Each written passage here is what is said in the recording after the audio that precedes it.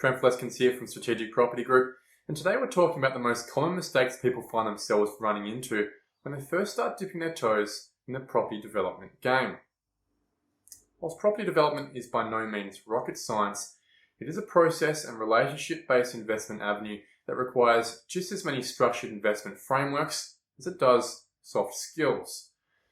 Not only do you need to have the analytical and project management skills to identify and manage the development of particular properties, you also need to be able to proactively deal with a range of stakeholders that all have their own motivations and obligations. The first mistake people make is usually the most critical. It can make or break the development dreams for years to come. It's not doing your homework when purchasing a development block. It can be easy to find a good block at a great price in a suburb that may be conducive to subdivision. However, too easily can a would-be investor get caught up in the moment and put an offer in without checking a few critical factors.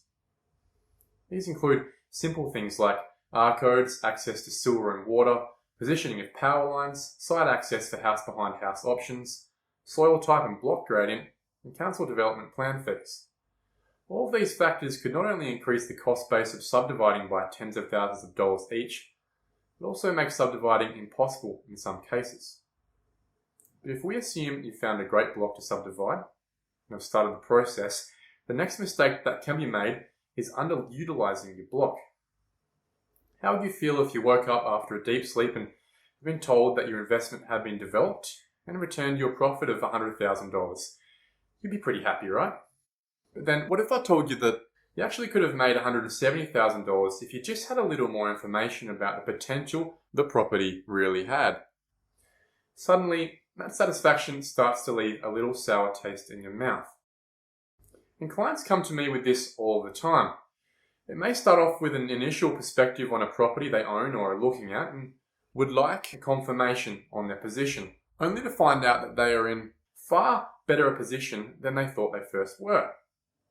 Overpaying contractors is something that I think we've all done at some point in our lives, whether it's for a car service or our first home loan, and naivety can sometimes cost us on our first attempt. And this can happen in the development arena too. And often it may not even be about paying contractors too much, but rather overscoping on works that don't need to be done or could be done in a much more economical way, such as demolition or landscaping. These factors can turn a winner into a cash drain. Fourth mistake that first-time developers make is overreaching on their development goals. Sometimes we see the true value of a block, which might be most profitable as a 4-unit site. So you go ahead and purchase a development site, you visit a builder who draws up plans for you over a number of months, only to visit a bank and find out you don't have the income to service the loan, and you never did. This can be absolutely gut-wrenching. It's something I see every few weeks and can turn a profitable 20% project into a struggle to even break even on a smaller development. And whilst it can be time consuming getting your financial scenarios as concrete as possible before investing in a site, it can save you months of wasted time and tens of thousands of dollars.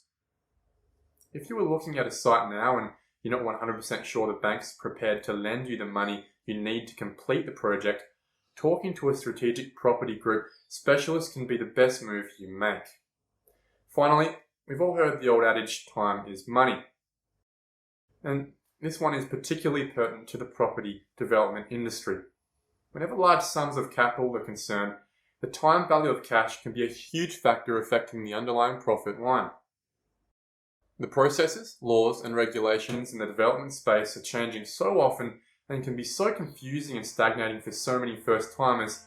Getting yourself a mentor who has done it before and can just be available for a quick chat to clear up a design code or process flow can save you heaps of time and therefore money.